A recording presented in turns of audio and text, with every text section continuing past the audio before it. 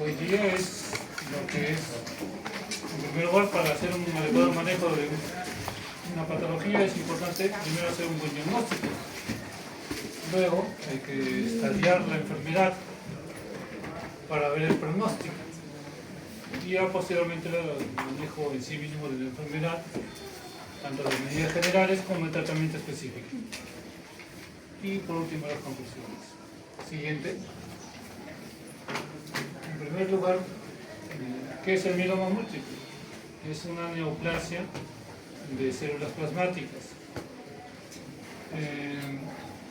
Las células plasmáticas son el estadio final de la maduración de los linfocitos T. Como pueden ver en la figura, en la médula ósea, primero del linfoblasto van a ser los linfocitos B inmaduros.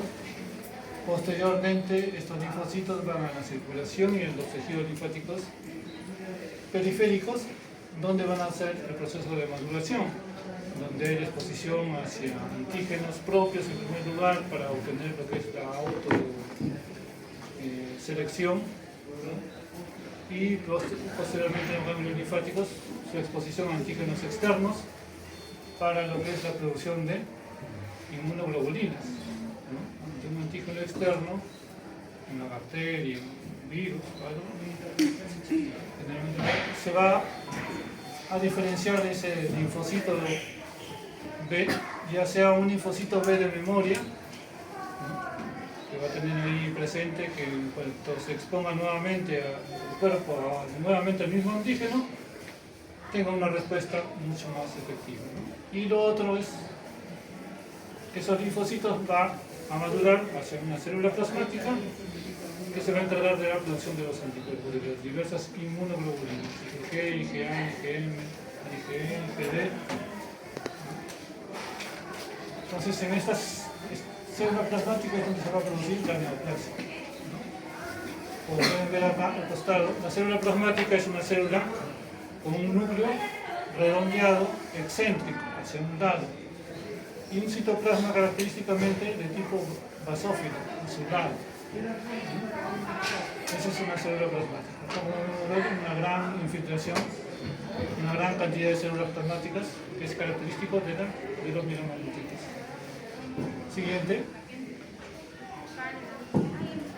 En cuanto a la epidemiología, el mieloma múltiple es una neoplasia que representa el 1% de todos los cánceres y aproximadamente el 10% de las neoplasias hematológicas.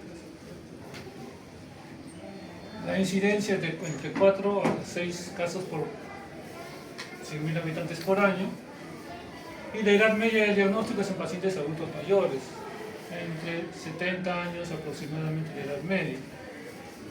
La mortalidad es de 4.1 por cada 100.000 habitantes por año. Siguiente. En cuanto a factores de riesgo, ya les había mencionado, uno de ellos es la edad. A mayor edad, mayor frecuencia de mieloma múltiple.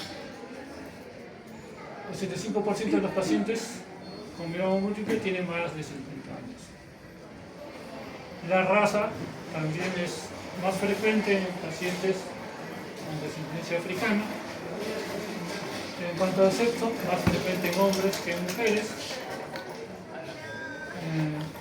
También es más frecuente en aquellos pacientes que tienen infecciones inflamatorias crónicas, como infección por VIH y otras infecciones crónicas. En cuanto a genéticos, existen familias con presencia de gammopatía monoclonal que posteriormente van a evolucionar hacia un mieloma múltiple, y también la obesidad como un factor de riesgo. Siguiente. Como ya les había mencionado, hay algunas personas que tienen predisposición a desarrollar gammopatías monoclonales. Entonces, en un primer momento, el mieloma múltiple, digamos, no se desarrolla de un momento a otro, sino hay un proceso de evolución. Desde una gammopatía monoclonal de significado incierto hacia luego un mieloma indolente, sin síntomas, y posteriormente se desarrolla hacia un mieloma múltiple propiamente dicho, con síntomas característicos que lo voy a explicar más adelante la enfermedad que produce, ¿no? Y pueden ver a ver la velocidad de progresión, más o menos va de 1% por año para que pase de una gammopatía monoclonal hacia un mieloma indolente. Y si ya el paciente se encuentra en una etapa de mieloma indolente, la progresión va del 10% por año los primeros 5 años.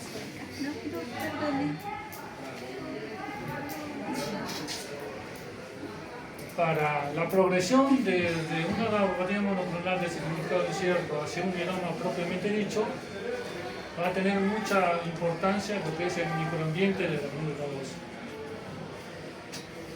Y eso va a jugar un rol importante en el desarrollo de esta evolución desde una gammopatía monoclonal a un mieloma múltiple. Siguiente.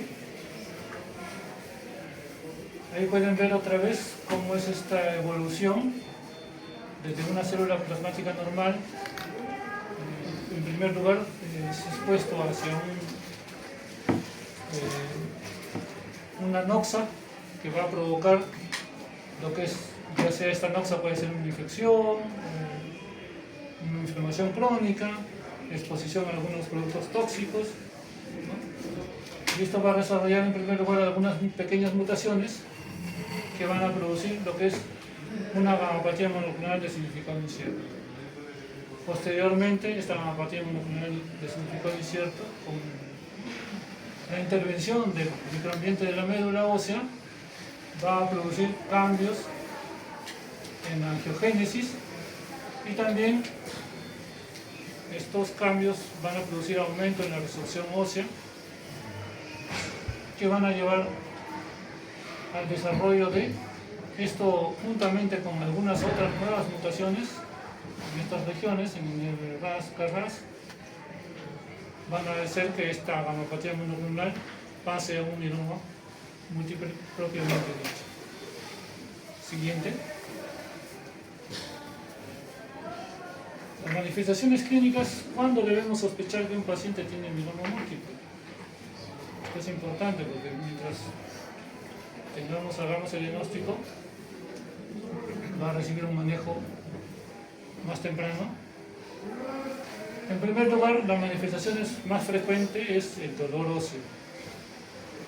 El dolor óseo se produce por una afectación, como ya les había mencionado, hay un aumento de la resorción ósea.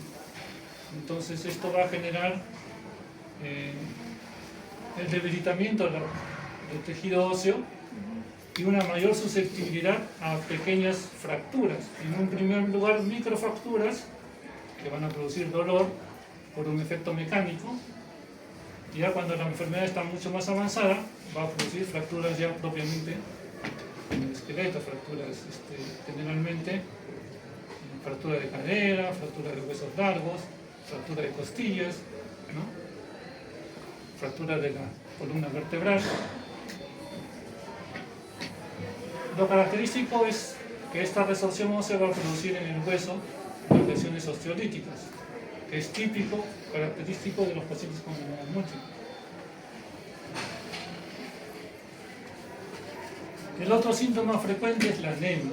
Hasta un 65% de pacientes van a tener una anemia de tipo normocítica normocrómica, y esta se va a manifestar por los síntomas característicos de la anemia: la astenia, la debilidad, el cansancio, las palpitaciones, la palidez, ¿no?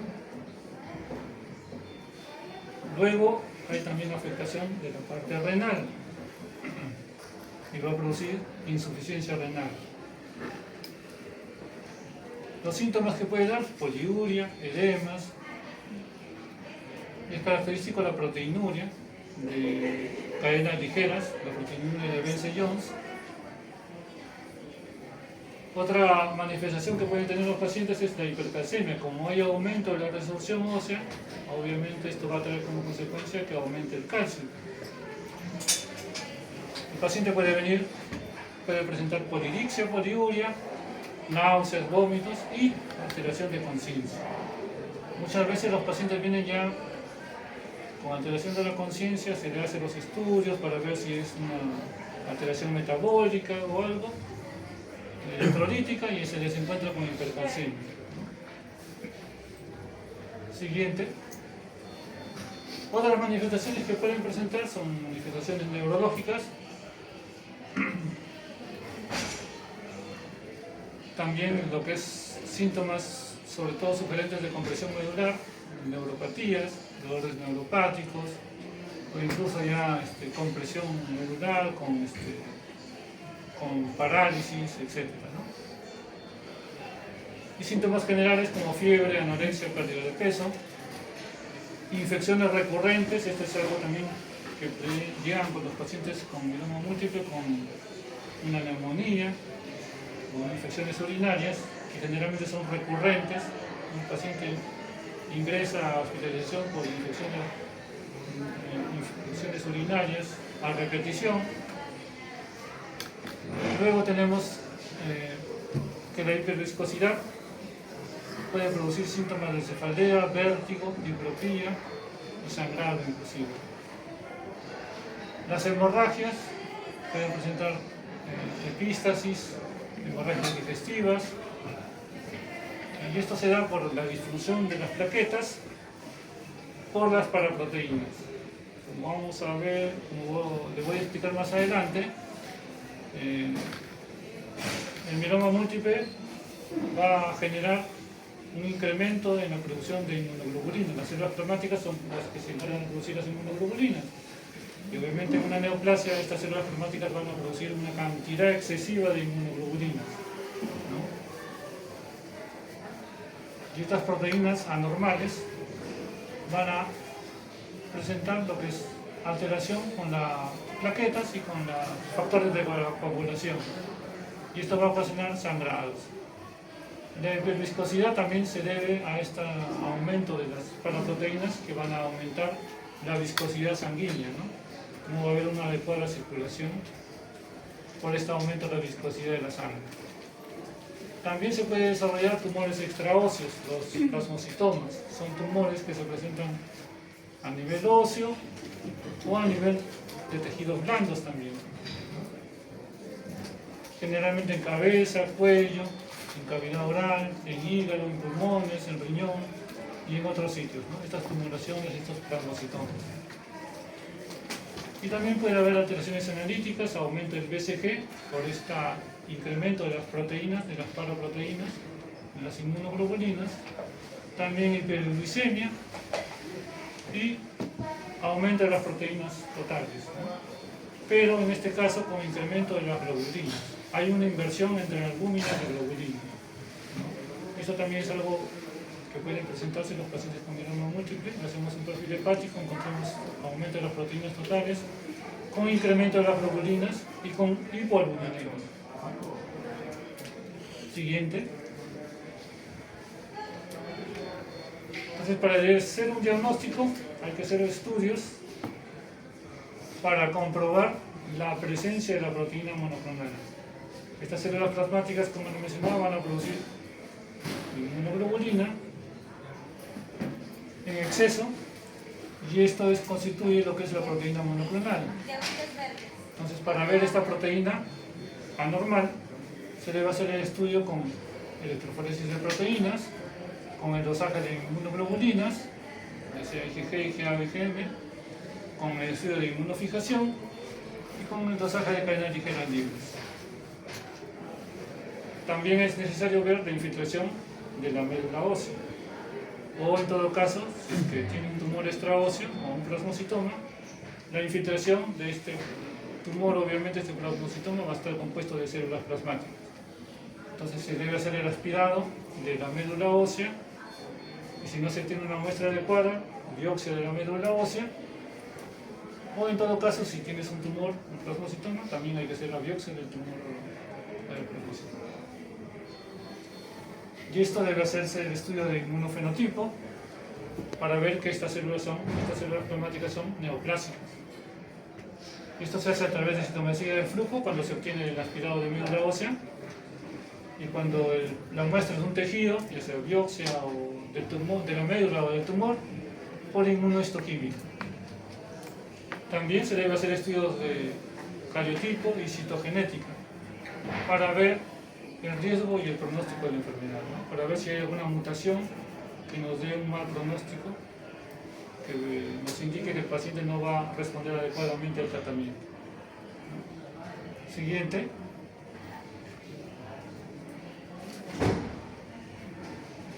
Les había mencionado del componente monoclonal de la proteína monoclonal. Este va a ser un tipo de inmunoglobulina, ¿no? Y o cadena ligera libre.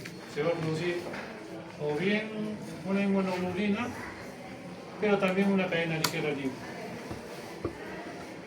Se mide en sangre, pero también se puede medir en orina. Y para su determinación se emplean las pruebas de electroforesis de proteínas, de inmunificación, el dosaje de las inmunoglobulinas y el dosaje de cadenas ligeras libres. Siguiente. ¿Qué hacemos con el proteinograma electroforético? Es un método que nos va a permitir separar las diversas proteínas en el plasma del paciente. Ahí pueden ver un gráfico de cómo es un proteinograma electroforético normal.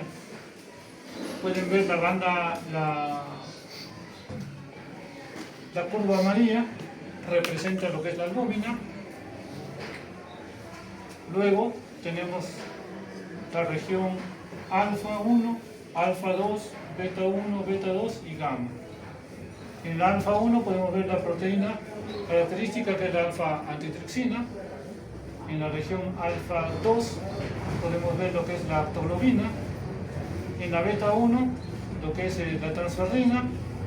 Y en la beta 2 lo que es las proteínas de complemento. Mientras que en la región gamma vamos a ver las inmunoglobulinas.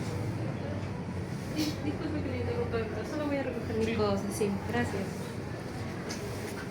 En la región gamma las inmunoglobulinas. La inmunoglobulina A, que está pegada a la región beta, la inmunoglobulina G, que está en la parte central, y la inmunoglobulina M, que está más alejada.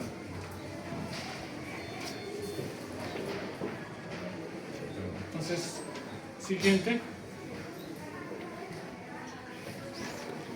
Esta es una electroforesis de proteínas en la cual vamos a ver que en la región gamma hay un aumento, pero es un aumento que es de base ancha. Esa sería una hipergamma-globulinemia, pero de tipo policlonal, ¿no? Porque están presentes aumentadas los diversos tipos de inmunoglobulinas, IgG, IgA, IgM, ¿no? En la parte inferior vemos el incremento de la región gamma, pero es en forma de un pico, ¿no? Esto es lo que se conoce como el pico monoclonal. ¿Sí?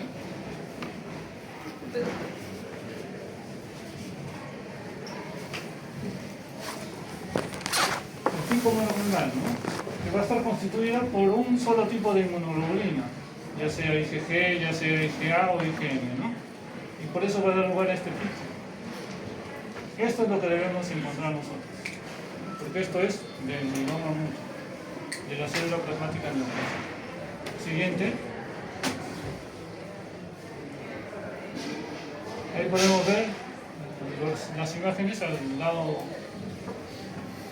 derecho, lo que es de la parte A, uno normal, y en la figura B, el pico, ¿no? Monoclonal. Acá también es un resultado de acá del laboratorio del hospital, donde se puede evidenciar el pico monoclonal en la región gamma. Siguiente. El otro estudio es la inmunificación. En la electroforesis de proteínas vemos las curvas de las diversas proteínas, mientras que en la inmunificación lo que se va a ver son las bandas, ¿no? Podemos ver las diversas bandas de IgG, IgA, IgM y también lo que son las cadenas ligeras, kappa y lambda. En la electroforesis de proteínas solo podíamos ver lo que es las inmunoglobulinas, IgA, IgG, IgM, nada más. Mientras que en la inmunificación nos permite no solamente determinar las cadenas, las inmunoglobulinas completas, sino también las cadenas ligeras libres, que son las kappa y la lambda. Esa ventaja tiene la inmunificación respecto al proteinograma electroforético. En este caso van a ver que hay una banda bien marcada en la IgG y en la cadena ligera kappa. En este caso sería un mieloma múltiple de tipo IgG con cadena ligera kappa. Entonces nos va a permitir identificar tanto la inmunoglobulina completa como la cadena ligera libre. Siguiente.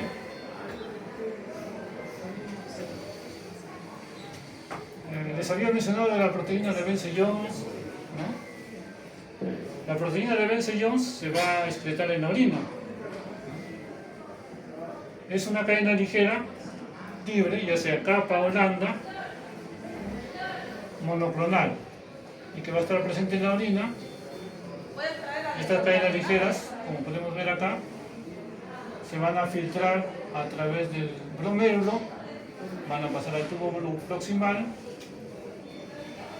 van a pasar al ACDN y van a llegar al túbulo distal, donde se van a unir con la proteína de Tams-Horfman para formar lo que es la proteína de Bence-Jones, ¿no? Esto se va a depositar en cilindros y que va a producir lo que es el daño renal, ¿no? Por este depósito de cilindros que están compuestos por las cadenas ligeras con las proteínas de Tams-Horfman es que se produce el daño renal, ¿no? Siguiente. El dosaje de cadenas ligeras libres es otra forma de medir lo que es de forma cuantitativa las cadenas ligeras libres, tanto kappa como lambda, ¿no? Y obviamente en el mieloma múltiple lo que va a estar aumentado es una sola de las cadenas ligeras, ¿no? Ya sea la kappa o la lambda. Normalmente una célula plasmática normal produce iguales cantidades de cadenas ligeras, tanto kappa como lambda. Pero en el mieloma múltiple, la célula neoplásica solamente va a producir un tipo de cadena ligera, ¿no? Ya sea kappa o lambda. Y eso es lo que vamos a determinar con el dosaje de cadenas ligeras libres. Que una de las dos cadenas ligeras esté elevada, ¿no? Y va a detectar, permite detectar a los diversos tipos de mielomas, a los de inmunoglobulina, ya sea IgA, IgG o IgM, a los mielomas de cadenas ligeras, que solamente lo único que está afectado es la producción de una de las cadenas ligeras, ya sea kappa o lambda. Las inmunoglobulinas A, G o M están normales, a ese tipo de mieloma, o también a los mielomas que se conocen como oligosecretores o no secretores, es decir, que no producen estas proteínas monoclonales, ¿no? Y también va a ser útil en el seguimiento del tratamiento, para evaluar la respuesta al tratamiento también, ¿no? Porque es un fuerte marcador de pronóstico, si es que hay una buena respuesta con la normalización de las cadenas ligeras luego de recibir el tratamiento. Siguiente. Acá podemos ver un resultado donde podemos ver que la cadena ligera lambda está en 240, cuando el valor normal es hasta 30. La cadena ligera kappa está disminuida inclusive, como pueden ver. Y el índice de relación entre kappa y lambda está alterado, ¿no? Está disminuido. Esto es lo que debemos encontrar, ¿no? El predominio de una de las cadenas ligeras, en este caso lambda, y la alteración entre la relación de la cadena kappa con la lambda, como en este caso. Siguiente. Los tipos de mieloma, como ya les había mencionado, se consideran los de tipo de inmunoglobulina completa o intacta, que representan el 80% de los casos. Tenemos la de tipo donde se produce solamente inmunoglobulina IgG, que es la más frecuente. Y como pueden ver acá, se produce no solamente inmunoglobulina completa, sino también cadenas ligeras, ¿no? Una sola, ¿no? En este caso, por ejemplo, un mieloma de tipo IgG solamente se va a producir inmunoglobulina G y unas de las cadenas ligeras, ya sea kappa o lambda. También existe otro tipo de mielomas en donde lo único que está alterado es la producción de cadenas ligeras. Ese se llama el mieloma de cadenas ligeras. Es un poco más agresivo que los mielomas anteriores. Representa solo entre 15 a 20% de los casos. También les había mencionado del mieloma no secretor o el secretor, donde hay poca formación de cadenas ligeras, capa o landa en este caso. Generalmente son los más raros, 1 o 2% de casos. Siguiente. Acá podemos ver la frecuencia de los diversos tipos de mielomas. Como vemos, el IgG es el más frecuente, 61% de los casos. Le sigue el IgA, con un 19% de casos. El de cadenas ligeras, un 17%. Los IgD, IgE son raros, 1 o 2%. El IgM todavía es mucho más raro, menos de 1%. Siguiente.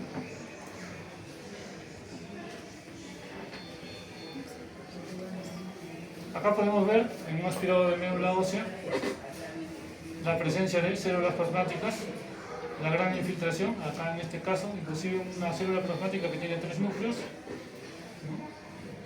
Son células mucho más grandes, con producción de inmunoglobulinas, con cuerpos de Russell y de Duchenne. Siguiente.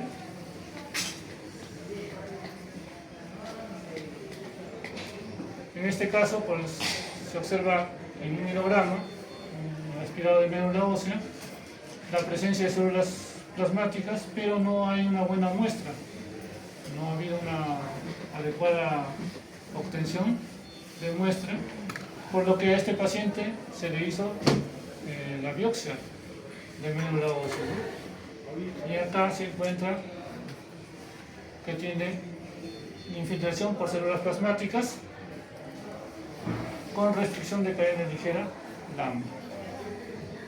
Tienes en la inmunohistoquímica que le hacen, sale el CD138 positivo y restricción de la cadena ligera lambda. También hay positividad para el CD56, es un indicador de que esta célula plasmática es maligna. Entonces, en algunos casos, generalmente se hace solo aspirado de médula ósea, pero en algunos casos, cuando no se tiene una muestra adecuada, se tiene que hacer una biopsia de médula ósea. Siguiente. Este es el inmunofenotipo con la citometría de flujo. Las células plasmáticas van a expresar CD38 y CD138. Acá podemos ver la comparación de una célula plasmática normal con una patológica neoplásica.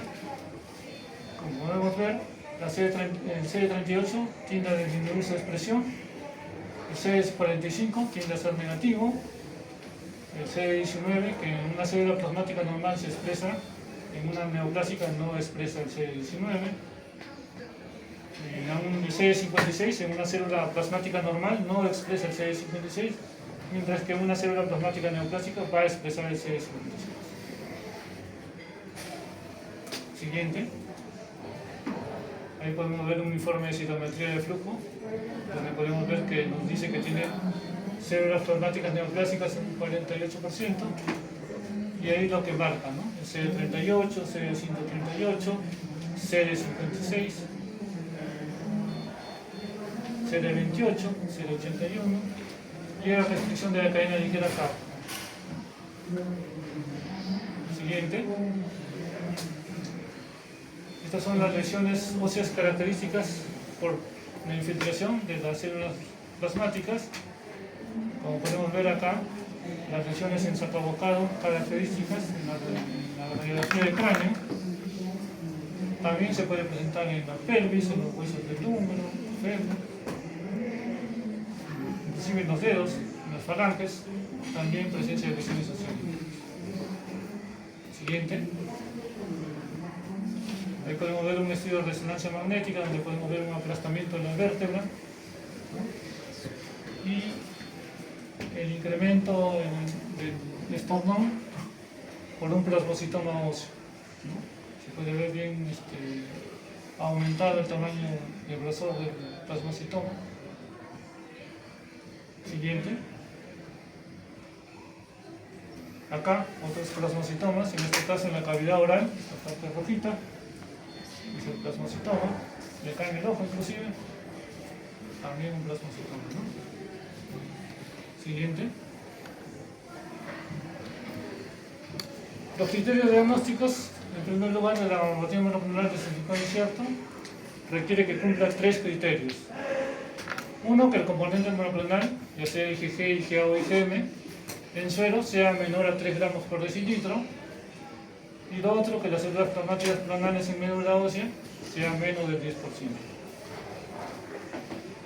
No hay evidencia de órgano blanco, es decir, los criterios CRAB, los que les había mencionado, dolor óseo, anemia, compromiso renal o lesiones óseas, no tiene que presentar para hacer diagnóstico de una gammopatía monoclonal de significado vencido. Siguiente. Un mieloma indolente o quiescente tiene que cumplir los dos siguientes criterios: que el componente monoclonal en sueros, ya sea IgG o IgA, sea mayor o igual a 3 gramos por decilitro, y o que el complemento de hemoglobina, que la proteína monoclonal de hemoglobina, sea mayor o igual a 500 miligramos en 24 horas. Disculpe, un poquito bien acá. Sí. Gracias. En todo caso, que el componente monoclonal en médula ósea esté entre el 10 y el 60%, es decir, las células plasmáticas en el recuento sea entre el 10 y el 60%. Y tampoco tenga evidencia de daño de órgano blanco, es decir, no tenga criterios claros. Siguiente. Y el mieloma múltiple propiamente dicho, en este caso, debe haber daño de órgano atribuible al mieloma, los criterios CRAB, ya sea una hipercalcemia, ya sea un compromiso en la parte renal con aumento de la creatinina, lo que es la anemia y lo que es las lesiones óseas. También se puede hacer el diagnóstico y hacer las plasmáticas que sean más del 10% en médula ósea. También se puede hacer el diagnóstico cuando no haya nada de esta afectación de los órganos blancos, si hay una infiltración de la médula de células plasmáticas mayor al 60%. O en todo caso, cuando el dosaje de cadenas ligeras libres, la relación sea mayor a 100, o que también debe tener que la cadena ligera comprometida, ya sea capa o lambda, debe ser mayor o igual a 100 miligramos por litro. Y el otro criterio es que haya más de una lesión focal mayor a 5 milímetros en el estudio de resonancia magnética nuclear.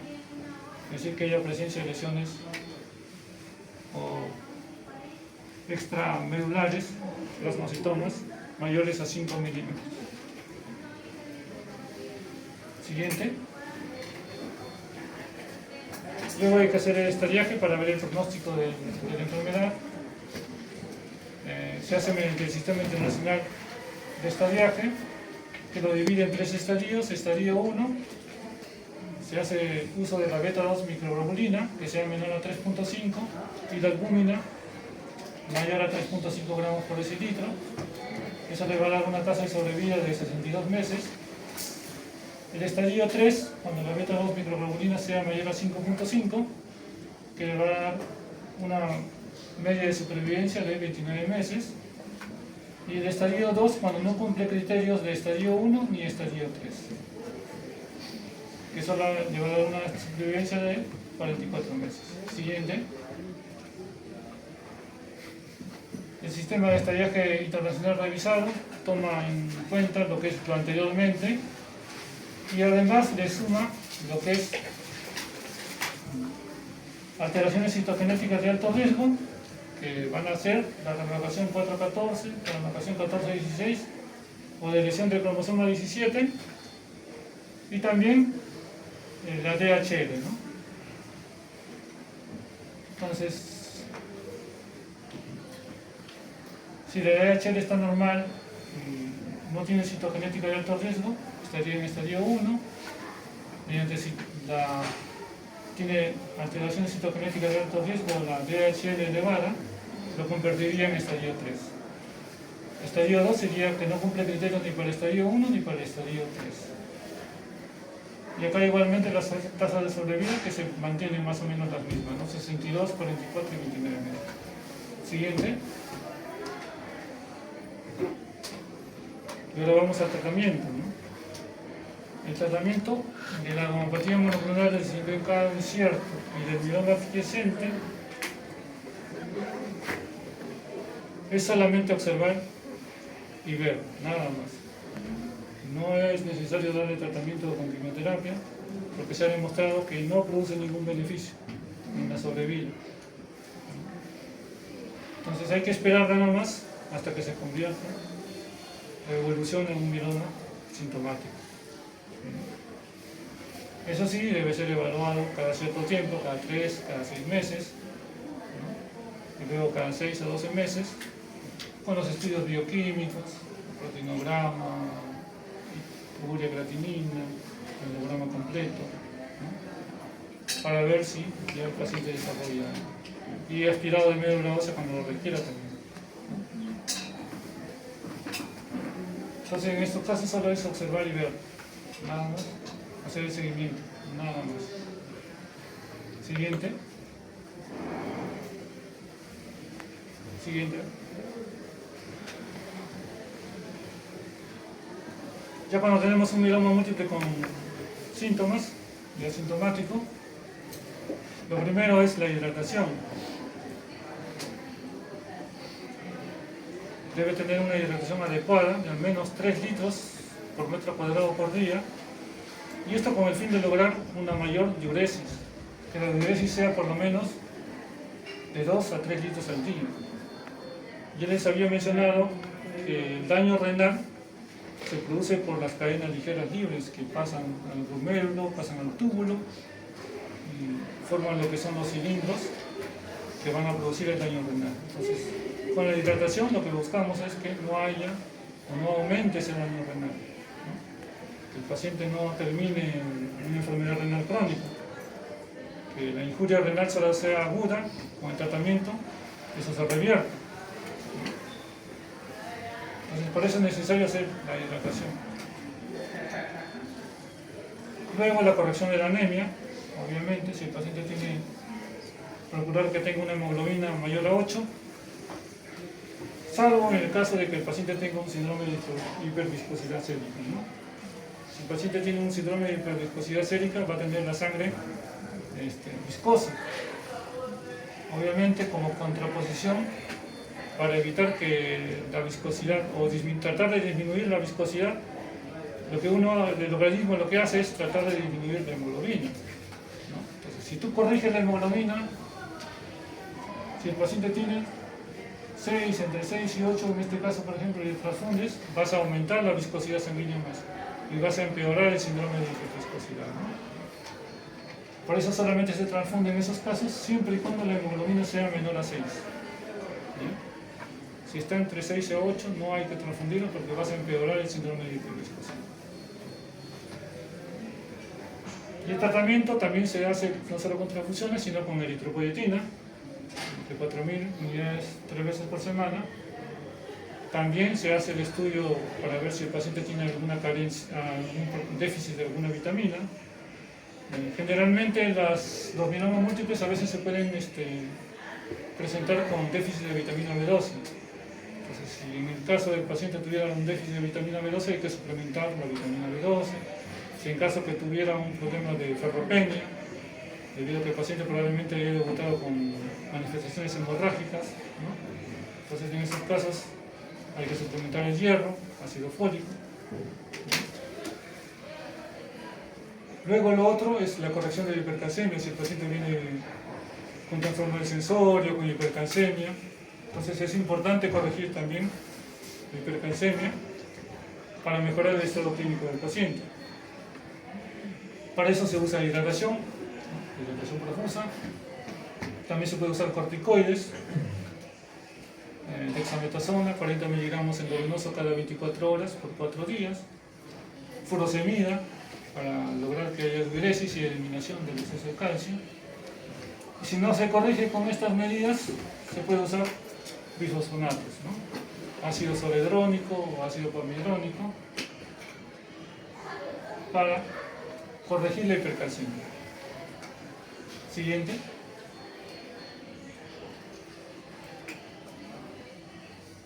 El manejo del dolor es importante también. Pacientes vienen con manifestaciones de dolor óseo, que es la manifestación más frecuente, ya sea por fracturas, microfracturas, y obviamente hay que manejar el dolor adecuadamente en estos pacientes también. Se puede usar tramadol, morfina, dependiendo de la respuesta que tenga el paciente, e incluso radioterapia para casos donde son refractarios al manejo con analgésicos. También hay que manejar la enfermedad ósea, ¿no? Por el incremento de la resorción ósea va a producir enfermedad a nivel del hueso. Para eso es usar los bifosfonatos, ya sea el ácido soldendrónico o clorhidrónico. Generalmente se usa la administración de estos productos una vez al mes, por 2 años inclusive, porque la enfermedad ósea es algo que está muy presente en los pacientes con mieloma múltiple por la misma fisiopatología que tienen, ¿no? De la resorción ósea, del incremento de la resorción ósea. Entonces es importante manejar esto. Si el paciente tiene compresión de la médula espinal por una fractura patológica a nivel vertebral con compresión medular, esto constituye una emergencia. En ese caso hay que iniciar con dosis altas de dexametasona y también inclusive radioterapia local, si es posible, ¿no? Les había mencionado que los pacientes con mieloma múltiple vienen frecuentemente con infecciones pulmonares, infecciones de vías urinarias. Entonces, si el paciente tuviera una infección activa, hay que dar tratamiento antibiótico de amplio espectro. No debemos darle antibióticos como ceftriaxona, sino procurar dar antibióticos de amplio espectro. Piperacina, tazobactam, meropenem, ¿no? Porque esos pacientes tienen un cierto grado de inmunidad, de alteración en la inmunidad humoral, ¿no? Porque no producen inmunoglobulinas normales, sino patológicas, que no van a producir ningún beneficio al paciente. Y en todo caso, si el paciente no tiene ningún proceso infeccioso activo, la profilaxis antibiótica, que sea con levofloxacino, y en algunos casos con fluconazol inclusive por vía oral. Siguiente. Y el tratamiento específico propiamente dicho, farmacológico. Los objetivos de este tratamiento es inducir una respuesta rápida, es decir, reducir las células neoplásicas lo más pronto posible y a los niveles más bajos posibles también. Porque mientras mejor sea la respuesta que obtienes en el tratamiento de inducción, la sobrevida va a ser mayor. También hay que disminuir el impacto de los efectos adversos. Muchos quimioterápicos van a tener efectos adversos. Por ejemplo, el bortezomib, que es un inhibidor del protosoma, puede producir neuropatías, ¿no? Entonces es imposible que reducir esos efectos adversos. Igual que la talidomida, también un inmunomodulador, también produce neuropatías en los pacientes. Prolongar la supervivencia general, preservando o mejorando la calidad de vida, ¿no? Siguiente. Entonces, principio de tratamiento. El tratamiento de inducción debe utilizarse en por lo menos 3 medicamentos. Estos medicamentos son un inhibidor del protosoma, como el bortezomib, un inmunomodulador, como la talidomida o la lenalidomida, y un esteroide, ¿no? Dexametasona generalmente. Y si es posible, si se dispone también, se podría indicar un cuarto tratamiento que consiste en un anticuerpo monoclonal anti-CD38. Como ya les había mencionado, las células plasmáticas expresan CD38. Entonces, al usar un anticuerpo monoclonal contra este CD38, vas a también tratar la enfermedad, ¿no? Apuntar siempre a la respuesta, a la mejor respuesta posible, y todo paciente que no tenga ninguna comorbilidad o ninguna contraindicación debe ir a un trasplante autólogo de células progenitoras hematopoyéticas. es también fundamental para mejorar la sobrevida de los pacientes. Siguiente. Estos son los medicamentos que se usaron a lo largo de los años. En los años 50, 60 se usaba el melphalan más prednisona. El melphalan es un agente alquilante y esto producía solo una sobrevida entre 24 a 26 meses. Luego, posteriormente, en el 2006, se introdujo lo que es la talidomida, que es un inmunomodulador. Esto mejoró bastante la respuesta al tratamiento.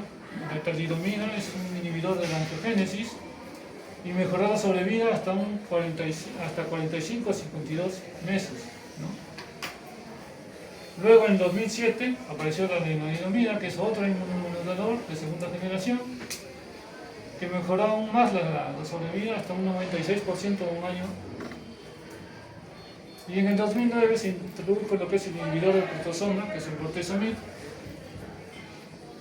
que mejoró más la sobrevida, en un 81% a 3 años. Entonces, como vemos, ya últimamente, como ya les había mencionado, se usan los anticuerpos monoclonales, anti-CD38, que han mejorado todavía más la sobrevida de los pacientes. Siguiente. Acá podemos ver los diversos fármacos que se usan para tratar el mieloma múltiple. Tenemos los quimioterápicos tradicionales. Tenemos lo que es los agentes alquilantes, las antraciclinas, ¿no? Los agentes alquilantes, el melphalan, la ciclofosfamida, la bendamustina. Las antraciclinas, la doxorubicina, doxorubicina lipoxomel. Los esteroides, prednisona, dexametasona. Los inmunomoduladores, tenemos la talidomida, lenalidomida, pomalidomida. Terapias más específicas como el inhibidor del proteasoma, el bortezomib, carfilzomib.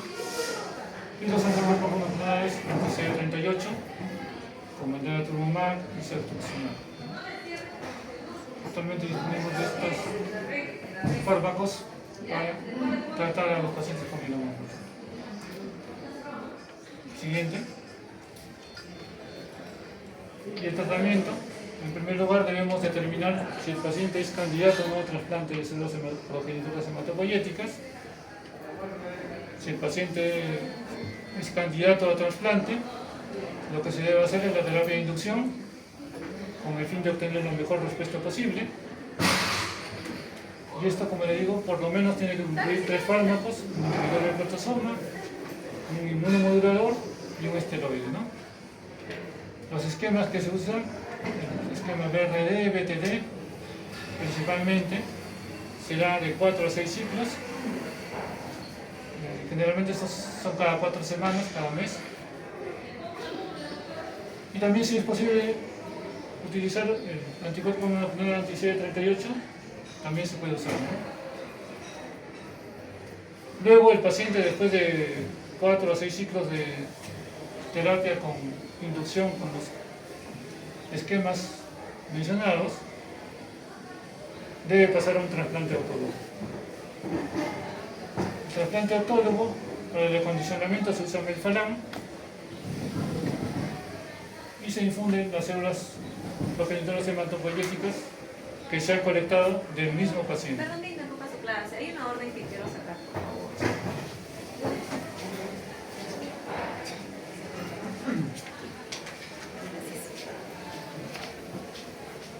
Entonces, luego del trasplante se da el mantenimiento con lenalidomida hasta progresión de la enfermedad o toxicidad, ¿no?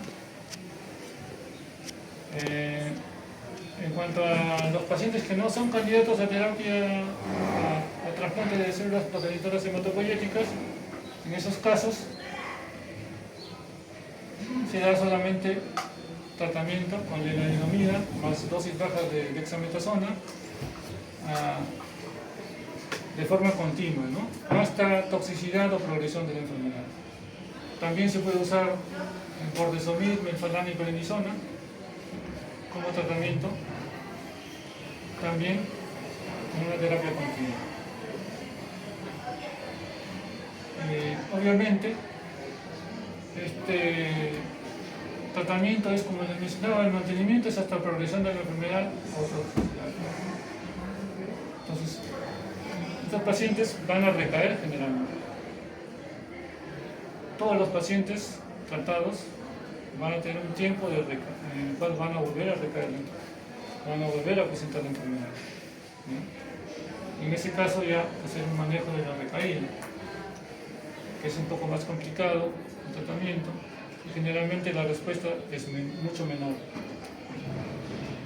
Pero lamentablemente hasta ahora no se ha encontrado una terapia curativa, solo es una terapia para tratar de prolongar la respuesta, pero el paciente con el tiempo va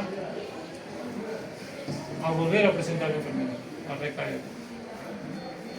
Siguiente. Ahí podemos ver si es que, bueno, no es necesario que sepan, pero hay los diversos esquemas que se usan. El BTD, que consiste en cortesomib, lidomida y dexametasona. El BRD, que consiste en cortesomib, lenalidomida y dexametasona. Y algunos que ya están incluyendo el daratumumab. Y como siempre se da cada 4 semanas generalmente, por 4 a 6 ciclos. Siguiente. Luego que el paciente ha, como les mencionaba, ha sido sometido a la quimioterapia de inducción, el paciente debe ir a trasplante, ¿no? A trasplante autólogo. Y acá podemos ver los pasos que se sigue para este trasplante autólogo, ¿no? En primer lugar, como había puesto ahí, está lo que es la movilización de las células progenitoras hematopoyéticas. Eso se hace con filgastrin, que es un estimulante de colonia de granulocitos. Más o menos se da por 5 días. Después de esos 5 días, se procede a la colecta de las células progenitoras hematopoyéticas que se han movilizado con el filgastrin. Este procedimiento es de sangre periférica nada más, a través de una vena periférica o vena central. Se saca sangre del paciente. Esta se pasa a través de una máquina de aféresis, y esa máquina de aféresis lo que va a hacer es capturar las células progenitoras hematopoyéticas y devolver el resto de sangre nuevamente al paciente. Una vez que se ha hecho la colecta de estas células progenitoras hematopoyéticas, el paciente debe pasar a un periodo de acondicionamiento. En el caso del mieloma múltiple, se usa melphalan, como ya les había mencionado. Se le infunde el melphalan por un día nada más, en función de esta quimioterapia. Luego, al siguiente día, el paciente se le va a infundir las células progenitoras colectadas anteriormente, y en eso consiste el trasplante autólogo. Luego de infundirle las células progenitoras hematopoyéticas, se espera que estas células progenitoras hematopoyéticas prendan dentro de la médula, para que haya la recuperación de la hematopoiesis.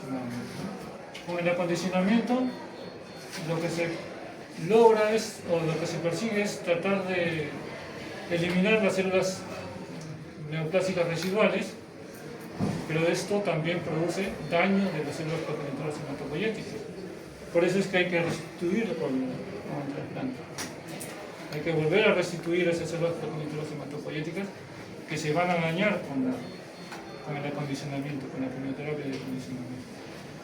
Entonces ya después, posteriormente de la infusión de las células progenitoras, se va a esperar entre 10 a 14 días para que el paciente vuelva a producir nuevamente los diversos componentes sanguíneos con las células progenitoras infundidas, ¿no? Si no se infundiera estas células progenitoras hematopoyéticas, no habría esta recuperación. Entonces es importante que infundir las células progenitoras nuevamente. Siguiente. Quienes no candidatos a trasplante, bueno, diversos esquemas, cortesomib y melphalan con dexametasona o lenalidomida con dexametasona. Siguiente. Y acá podemos ver cómo es el tratamiento de los pacientes con mieloma múltiple. En primer lugar, con una mamografía monoclonal o un mieloma indolente, solamente observar. Luego, una vez que el mieloma ya está sintomático, debemos dar la terapia de primera línea con el objetivo de lograr una remisión de la enfermedad.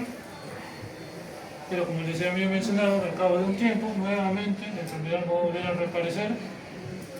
En ese caso hay que dar tratamiento para la recaída, terapia de segunda, tercera línea, después de las recaídas, y como pueden ver, la respuesta ya no va a ser la misma. Nuevamente va a recaer el paciente en un corto tiempo, y así sucesivamente hay que dar terapia de segunda, tercera, cuarta línea, con las recaídas que van a ser cada vez más frecuentes y con menor respuesta, ¿no? Hasta que el paciente llega a ser refractario y obviamente fallece por la enfermedad. Lamentablemente eso es lo que tenemos hasta ahora. No hay un tratamiento curativo. Esperemos que en los próximos años, con el ingreso de nuevos fármacos, anticuerpos monoclonales, lo que es la infusión de células CAR-T-cells y otros tratamientos, podamos lograr que curar la enfermedad, ¿no? Pero actualmente, lamentablemente, no es posible curarla. El siguiente. Entonces, como conclusión, el mieloma múltiple es una neoplasia de células plasmáticas. Los síntomas más frecuentes son el dolor óseo y la anemia. El dosaje de cadenas ligeras libres nos va a permitir detectar a todos los tipos de mieloma, ya sea los mielomas de cadenas completas como de los de cadenas ligeras o inclusive los mielomas oligosecretones. El tipo más frecuente es el mieloma de tipo IgG. El tratamiento de inducción debe incluir por lo menos 3 fármacos, un modulador, un inhibidor de proteasoma, un esteroide y, si es posible, un anticuerpo monoclonal anti-CD38. Los pacientes deben recibir trasplante autólogo de células progenitoras hematopoyéticas, salvo contraindicación o comorbilidades. Y luego, el tratamiento de mantenimiento hasta progresión de la enfermedad. Y actualmente el mieloma múltiple es una enfermedad incurable. Siguiente.